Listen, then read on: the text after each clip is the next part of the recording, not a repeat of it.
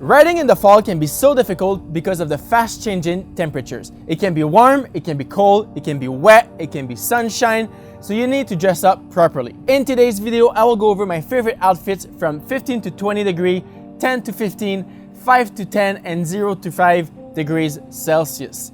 Stick with me, it will be a good one. For this kind of weather, it's easy. There's a few options available. Here, you can have your favorite bibs. I recommend that you have a thicker jersey. In this case here, I have this wool merino jersey from 7 Mesh. It's a little bit thicker. It's too warm for those warm summer days, but it's perfect for fall because it just keeps you a little bit more warm. In addition to that jersey, I always start my ride with a wind vest. What I like about wind vests is that you can easily open them and close them if you go up a hill or down a hill. Super light, they block the wind and they keep your torso warm while your arms can evacuate the heat. And I also think it gives you a lot of style points. I personally like the fact that when you have a black wind vest, any colored jersey under will look so good. I do not recommend vests that has no pockets. It's really annoying when you have it tied up to access your pockets. There is this little hole here, but it's when you're riding, it's really hard to have your hand going up and then down to grab your thing and then back up. And if there's maybe rain on the forecast, but it's not 100% sure, I will bring with me this really light Gore-Tex jacket from 7 Mesh. So this jacket is a sub 100 gram. It folds up into its own pocket, which becomes really small. It easily fits into the back pocket of your jersey. And what I like about this Gore-Tex jacket is that, well, it's waterproof, the rain will not go onto your skin, and it's still breathable. It's not as breathable as a wind vest, but it keeps you dry when in bad temperature. Alright, for this weather, there's a lot more options. You still go for your regular bibs and a thicker jersey. You can still have the wind vest, but now you can add arm warmers and leg warmers. What I like about legs and arm warmers is that you can easily take them off, roll them, and put them in the back of your jersey. They are lightweight and they are super warm. And if you're not planning on removing those arm warmers, I suggest you that you bring a wind vest. What's great about wind vests is that they are super breathable, but they won't keep you dry if it's raining. In this case here of this wind vest, there's only one back pocket, which is really useful. Under the armpit here, there's barely any mesh, so the heat can leave your body easily and it's not stuck there with you. At that weather, I also recommend that you have some really light shoe covers. So in this case here, I have some Gore. They're just simply wind stopper. If it's raining, they're gonna get wet and your feet gonna get wet, but they will block the wind, and it does make a huge difference to keep your toes warm. You also have the option to put velo toes. Velo toes are great because they are aero, they cut the wind, but they do not evacuate heat. At that weather, always carry gloves. Here I have some cheap $15 bucks Oakley. Those are my crick gloves, I called. Any gloves will do it. You don't need fancy gloves for this kind of temperature. If you know for sure that it will be raining, I suggest you that you have a proper rain jacket. Here I got one from 7 Mesh. It's full-on Gore-Tex. It's shorter in the front and longer in the back, so when you are on your hoods or in your drops, it just looks good and it keeps you dry.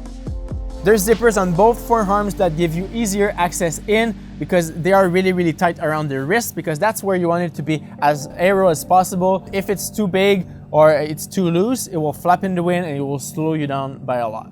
And also keep in mind that when it's raining, the visibility is less good. So I suggest you to have high visibility jackets. In this case here, I have this bright orange. You can be seen from far away, which is a lot safer for you when you're in the road that has small shoulders. A light is always good, but to have a full-on reflective jacket or a bright colored jacket, it will just keep you even more safe.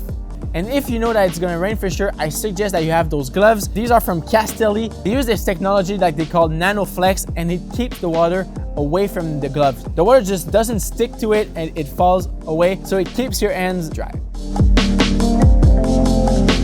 This is my favorite temperature to ride outside. The next outfit is brought to you by Castelli Canada. So Castelli Canada lended me a few pieces for this video, and I'm super excited to share it with you guys. So we have the Tuto NanoFlex jersey. It's really nice because it still has the NanoFlex technology I just explained, so water will be repelled from that jersey. But it's also super breathable because it's not Gore-Tex. The jersey has 3 main pockets, it has reflective details in the back and in the front, and it's the perfect jersey for this temperature. The bib type is called the NanoFlex 2. It's a long bib. I think it's a must in any cyclist closet to have at least one long bib. It makes a big difference. It fits a lot better than leg warmers. Here with the bib, it also have this NanoFlex technology and reflective detail on the side, on the hip, and in the back on your calf. Combined with that jersey and bib, I highly suggest you that you have some neoprene shoe covers and neoprene gloves. What's great about neoprene is that it's like a wetsuit, so the water will get in, but your hand will warm the water and it will keep you warm for the rest of the ride. So it's a really interesting concept. I've used it in the past and it does work. And if it's not raining, you're not gonna suffer under the neoprene. What's great about neoprene is that it evacuates the heat and it blocks the wind from coming across. This is a must in any cycling kit, at least one set of neoprene shoe cover and one set of neoprene gloves. I'm sure you guys are familiar with the quality of Castelli. They always make some premium products, so you know you won't be disappointed when you're going with Castelli. Something else I like about those shoe cover is that you can use them for any type of riding. So you can have regular boots under them, you can have road shoe, you can have gravel shoes, you can have mountain bike shoes, reflective detail once again on the side and in the back, which is a must during fall because the sun goes down earlier and most of the time we always finish our ride at the dark. So always go with functionality and style when you can, and I think here Castelli absolutely nailed it. All right, now the kind of weather that everyone will tell you it's too cold, but when you are equipped, you are totally fine to go outside. So here I have a fully insulated jacket. It can go down to -15 and -20. I've used it when I went on cross-country ski. You just put more base layer under it, but for that 0 to 5 degree weather, it's perfect for me. Under it, I suggest that you put a light jersey. So in this case, I have my 7 mesh Skyline, so it's probably one of my lightest jersey. You don't want to add up too much layers because it will block the heat from evacuating. You're gonna get sweaty and then you're gonna get cold. I have an insulated jersey that has rear pockets. It's always nice.